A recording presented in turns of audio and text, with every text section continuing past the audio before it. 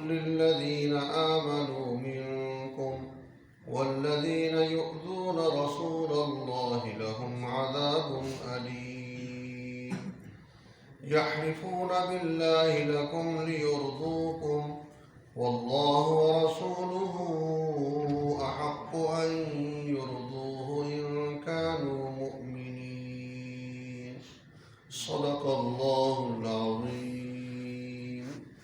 درود پاک اللهم صل على محمد وعلى آل محمد كما صليت على إبراهيم وعلى آل إبراهيم إنك حميد مجيد. اللهم بارك على محمد وعلى آل محمد كما باركت على إبراهيم وعلى آل إبراهيم إنك حميد مجيد.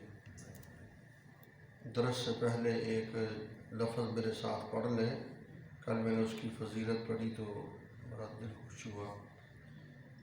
حدیث پاک میں آتا ہے جو یہ لفظ بندہ مسلمان پڑھتا ہے اگر سمندر کی جھاگ کے برابر اس کے گناہ ہوں، کتنا بڑا سمندر ہے اور کتنی بڑی اس کی جھاگ ہو، اللہ تعالیٰ وہ معاف کر دیتا ہے.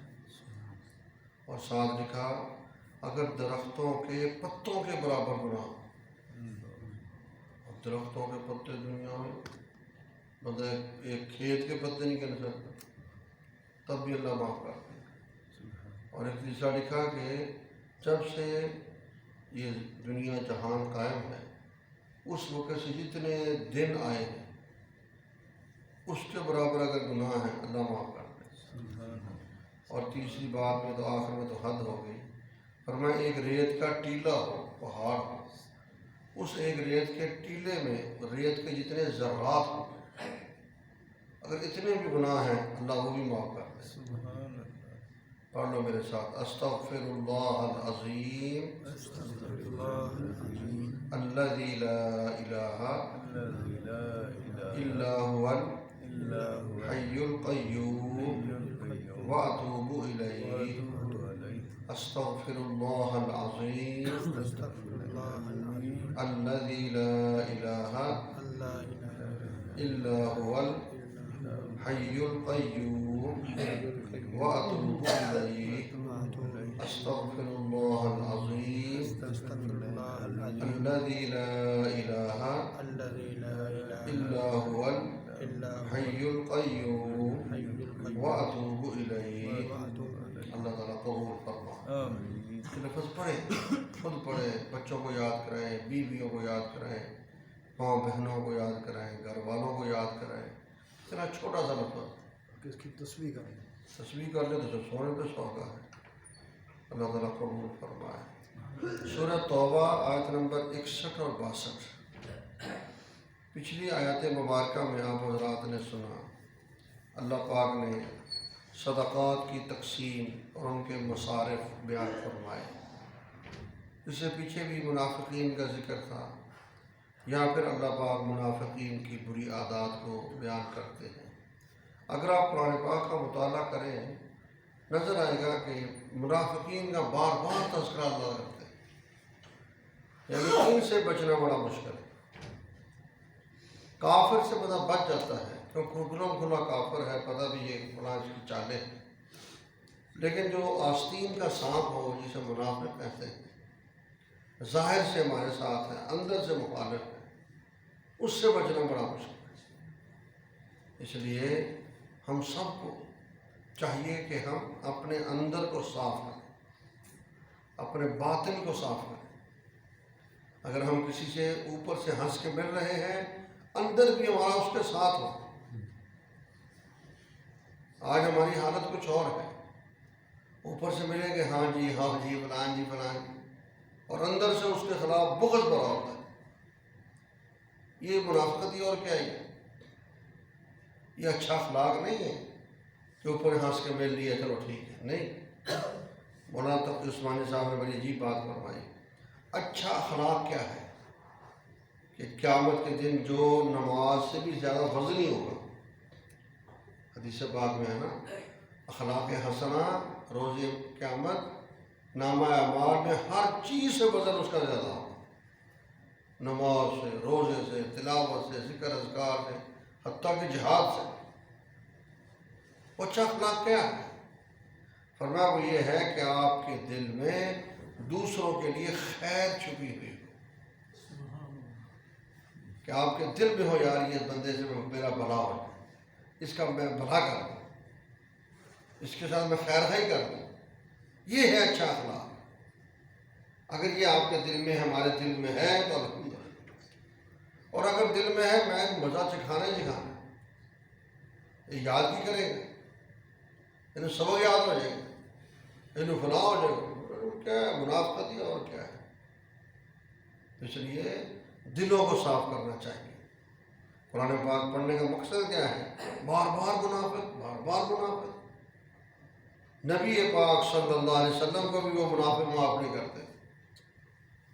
فرمایا منہم الذین یؤذون النبی، ان میں سے بعض وہ لوگ ہیں جو نبی پاک صلی اللہ علیہ وسلم کو ایذا پہنچاتے ہیں، اللہ کے نبی کو تکلیف دیتے ہیں، یؤذون ایذا، وَيَقُولُونَ هُوَ أُذُنٌ، لکھا ہے کہ آپس میں بیٹھ کر حضور اکرم صلی اللہ علیہ وسلم کے خلاف بدخوئیاں کرتے تھے۔ حالانکہ کائنات کا سارا اخلاق جمع کیا جائے تو امام الانبیاء صلی اللہ علیہ وسلم کا اخلاق اس سے بھی اونچا ہے، اور اللہ نے کہا اِنَّكَ لَعَلَىٰ خُلُقٍ عَظِيمٍ، اے میرے پیغمبر صلی اللہ علیہ وسلم میں گواہ ہوں، اللہ کہہ رہے ہیں میں گواہ ہوں کہ آپ کا اخلاق بہت بڑا ہے۔ اب اس سے اندازہ لگاؤ کہ اللہ کے نبی جو سب سے اعلیٰ اخلاق کے مالک، ان کے خلاف لوگ بدخوئیاں کرتے ہیں۔ اب میں اور آپ سمجھیں کہ ہمارے خلاف وہ بات نہ کرے گی، یہ کیسے ہو سکتا ہے؟ وہ پیغمبر جو معصوم نہیں، معصوموں کے سردار ہیں، اتنا بڑا مقام اور مرتبہ، منافق ان کے خلاف بیٹھ کے باتیں کر رہے ہیں،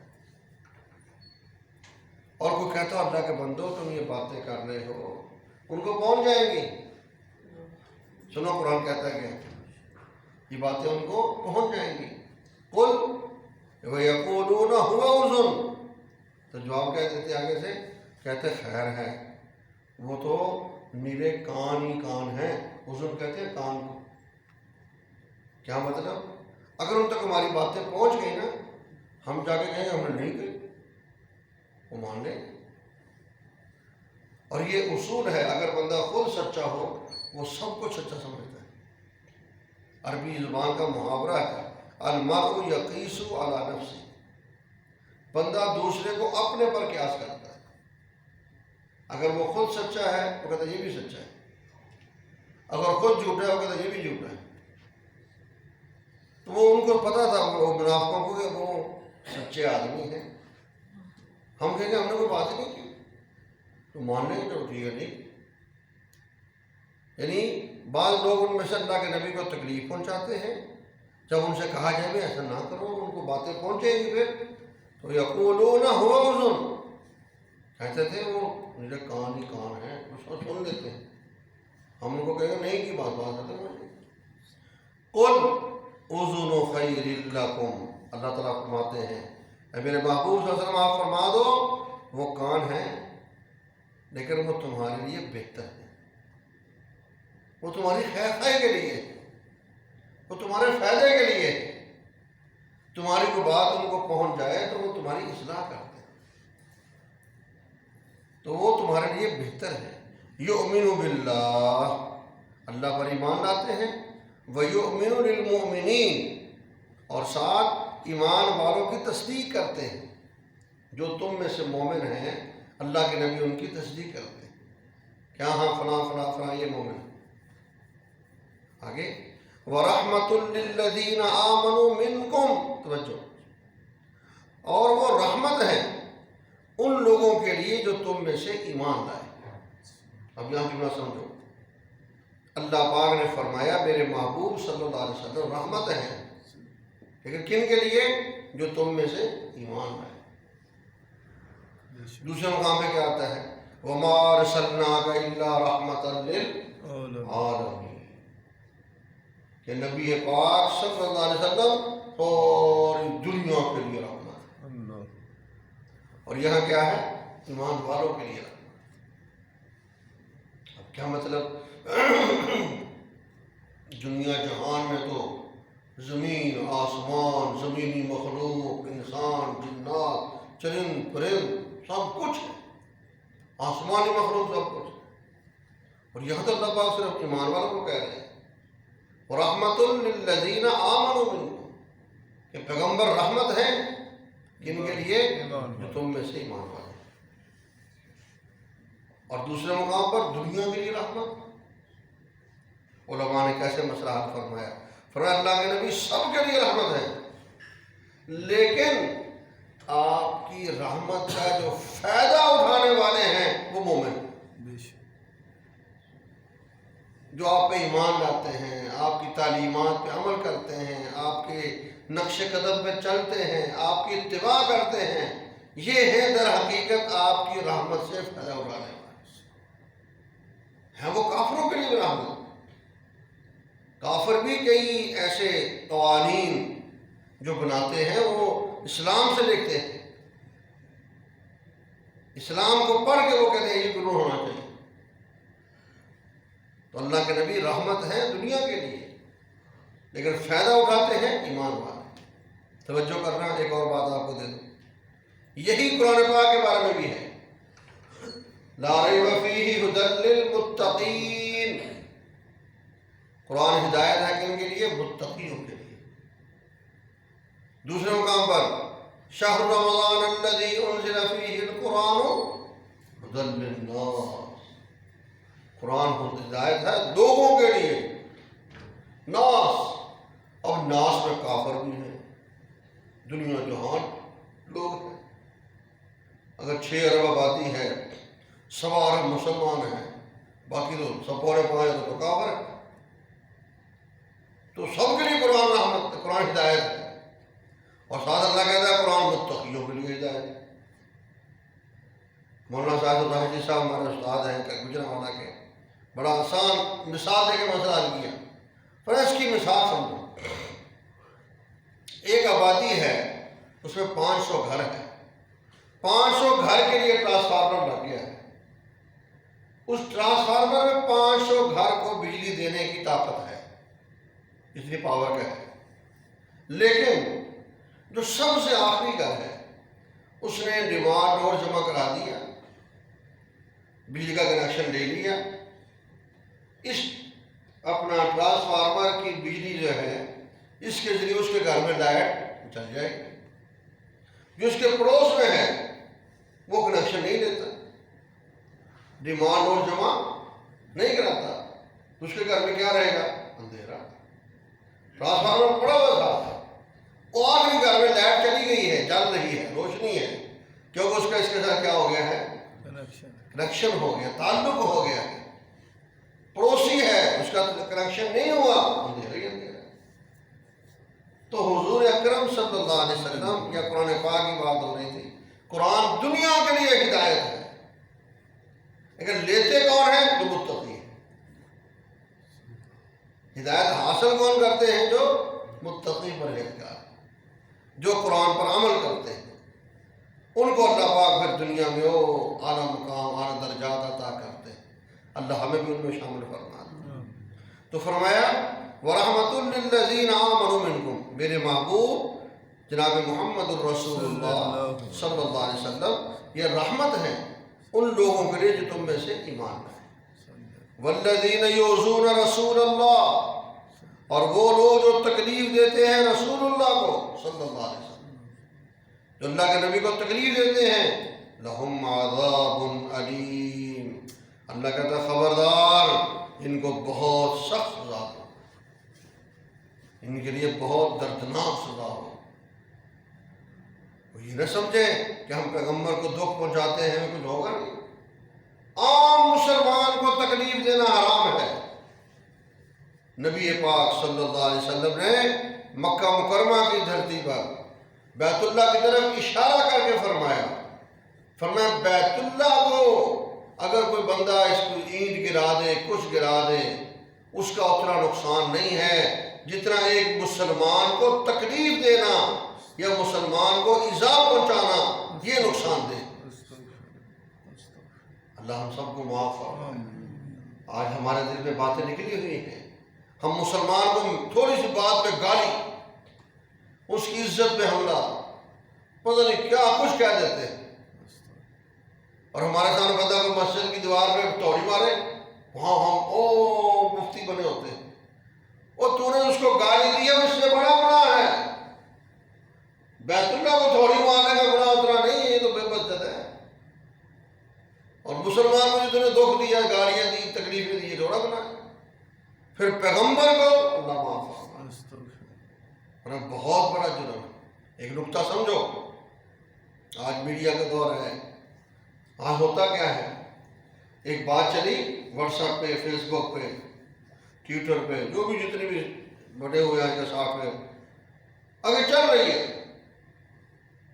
یاد رکھو اچھی بات ہو اور اس کی نسبت اللہ کی طرف، اللہ کے نبی کی طرف نہیں ہے، کر دو شیئر، یا جملہ اچھا لکھا ہوا ہے، ٹھیک ہے کوئی نہیں۔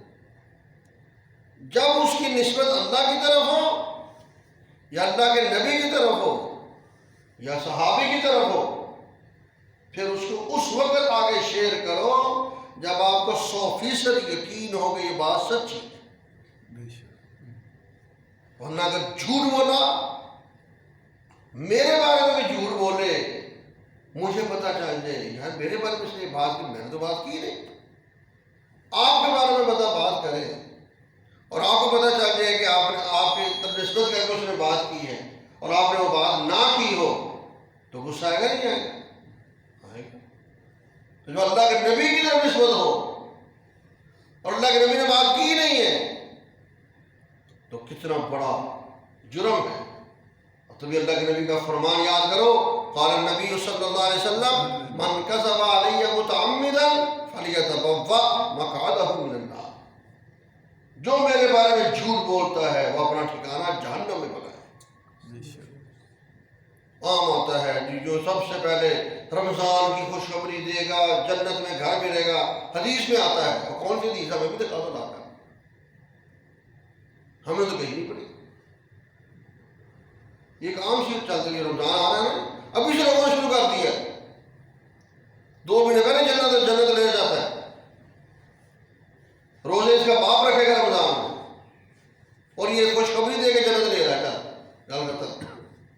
یہ میں نے ایک مثال دی ہے، اور ابھی رجب بارے میں کئی باتیں چل رہی ہیں، رجب کے بارے میں یہ ہے، فلاں ہے، فلاں ہے، شب معراج جیسے اس میں ہوتی ہے، اور شب معراج کا روزہ شریعت میں نہیں ہے۔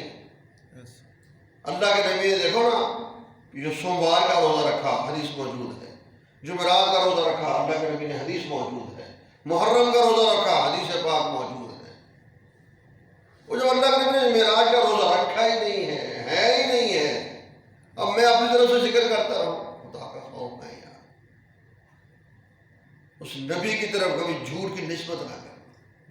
ہاں جو پیغمبر نے کہا ہے اس کو آگے پھیلاؤ، ثواب ہی ثواب ہے۔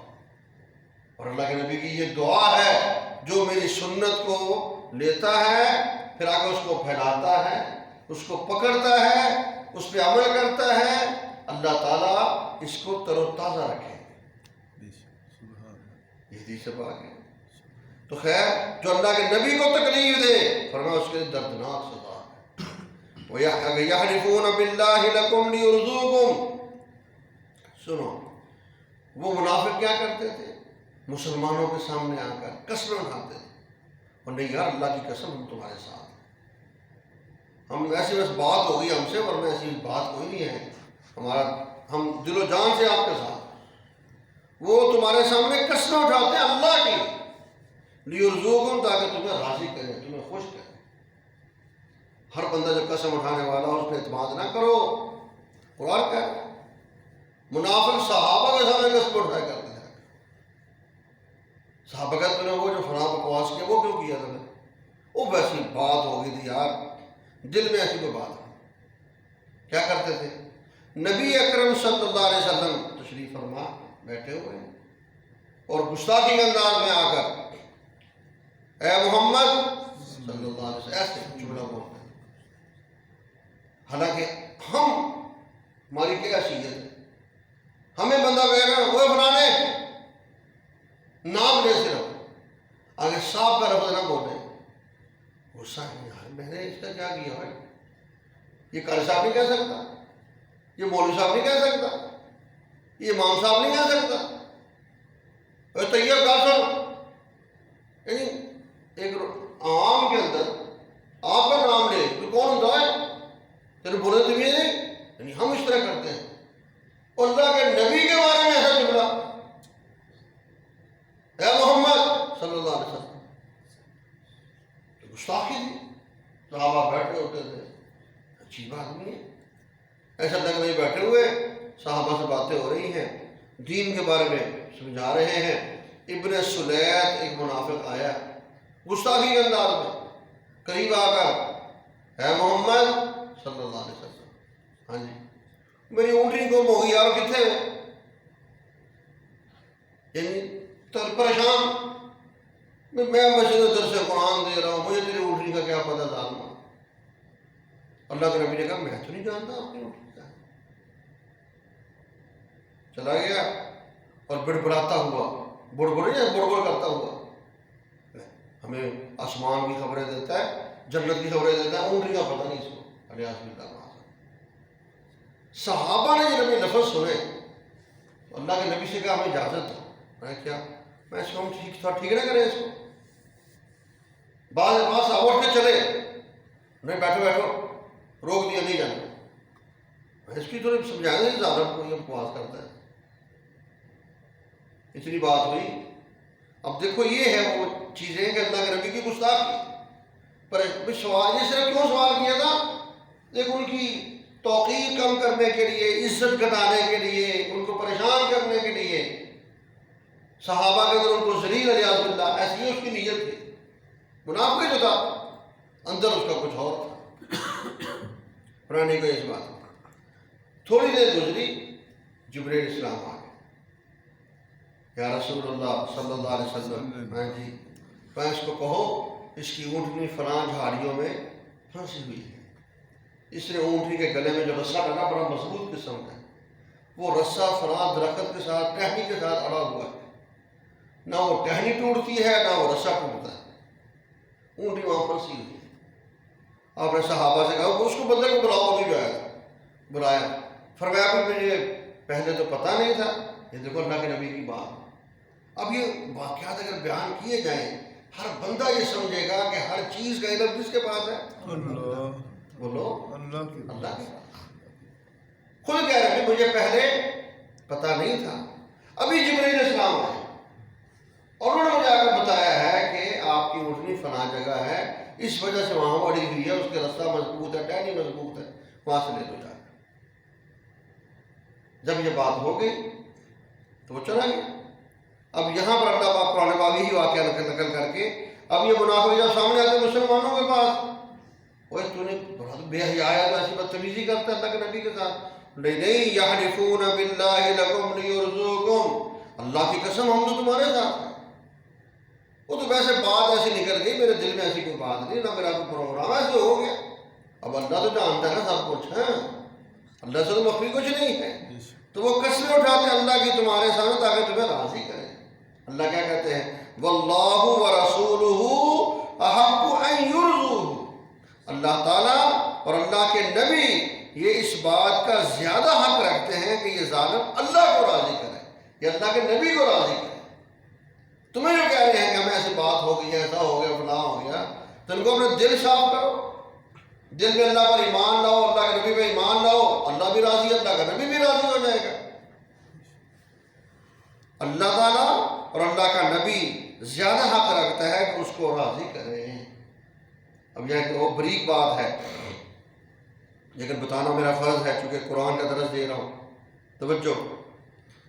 اللہ اور اللہ کا نبی زیادہ حق رکھتا ہے ان یرضوہ، کہ یہ اس کو راضی کریں۔ کیا ہونا چاہیے تھا؟ کہ ان دونوں کو راضی کریں۔ اللہ اور اللہ کا نبی حق رکھتا ہے کہ یہ ان دونوں کو راضی کرے۔ یہاں کیا ہے؟ اس کو راضی کریں۔ ایک کا ذکر ہو، ہما نہیں ہے، ہما تسنیہ کی ضمیر ہے۔ اللہ تعالیٰ، اللہ کے نبی زیادہ حق رکھتے ہیں کہ ان دونوں کو راضی کریں۔ اللہ نے کیا کہا؟ اللہ تعالیٰ، اللہ کا نبی حق رکھتا ہے کہ اس کو راضی کریں۔ کیا مطلب؟ بعض لوگوں نے کہا سمجھو، اللہ کا نبی ایک ہے، توجہ، اللہ اور اللہ کا نبی ایک ہی ہے۔ وہ کیسے ایک ہے؟ وہ قرآن کہتا ہے ہو، اس کو راضی کرے، یعنی اللہ کا نبی ایک ہوا، بس بات ختم۔ استغفر اللہ، استغفر اللہ۔ بھئی اللہ تو خالق ہے اور نبی مخلوق ہے۔ تم نے اس ضمیر کو دیکھ کے اتنا بڑا عقیدہ بنا لیا، پورا جو قرآن و سنت بھرا پڑا ہے، قرآن و حدیث، اللہ کے نبی پیدا ہو رہے ہیں، اللہ کے نبی کی ماں ہے، اللہ کے نبی کے والد ہیں، اللہ کے نبی کے خاندان ہے، اللہ کے نبی کی اولاد ہے، اللہ کے نبی کا پورا کنبہ قبیلہ ہے، گھر بار ہے، سب کچھ بھول گئے۔ ایک ضمیر کو لے کے سب کچھ بھول گئے۔ وہ خالق ہے، پیغمبر مخلوق ہے، دنیا جہان کے سردار ہیں، لیکن ہیں تو مخلوق۔ تو فرمایا اللہ کا نبی زیادہ حق رکھتا ہے اس کو راضی کرے۔ یہ اس کو کیوں کہا؟ اس لیے کہ رضامندی دونوں کی ایک ہے۔ اللہ راضی، نبی بھی راضی، نبی راضی، اللہ بھی راضی۔ اللہ تب راضی ہوگا جب پیغمبر راضی ہوگا، پیغمبر تب راضی ہوگا جب اللہ راضی ہوگا۔ من یطع الرسول فقد اطاع اللہ، جو رسول کی اطاعت کرتا ہے وہ گویا اللہ کی اطاعت کرتا ہے۔ جس نے پیغمبر کو راضی کر دیا اس نے اللہ کو راضی کر دیا، جس نے اللہ کو راضی کر دیا اس نے پیغمبر کو۔ رضامندی ایک ہے لیکن ہے تو الگ الگ۔ اللہ کی ذات اور ہے، نبی کی ذات اور ہے۔